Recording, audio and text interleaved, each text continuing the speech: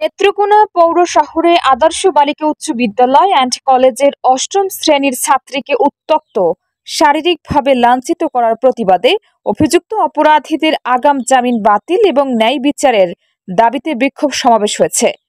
বুধবার ৩০ এপ্রিল বিকেল ৩টার দিকে নেত্রকোনা শহীদ মিনারের সামনে সড়কে নেত্রকোনার সাধারণ ছাত্র সমাজের ব্যানারে এই বিক্ষোভ সমাবেশ পালন করা হয়েছে। বিক্ষোভ সমাবেশে অংশগ্রহণকারী সকল শিক্ষার্থী এ সময় বখাটে যুবকদের শাস্তি দাবি করেন।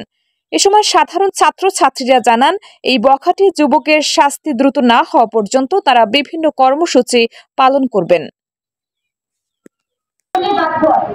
এত বড় একটা ঘটনা ঘটার পরেও আসামিরা ঘুরছে, ওরা ওদের মতো মজা করছে, আনন্দ করছে। ইনফ্যাক্ট ওদের যে ফেসবুক আইডি গুলো, সেগুলোতেও তারা স্টোরি দিচ্ছে, পোস্ট দিচ্ছে যে আমরা ঘুরতে যাচ্ছি, বা আমরা ঢাকা থেকে ঠাকুরগাঁও যাচ্ছি, আমরা ঢাকা থেকে ময়মনসিংহ যাচ্ছি, এরকম স্টোরি দিয়ে দিয়ে তারা ঘুরছে।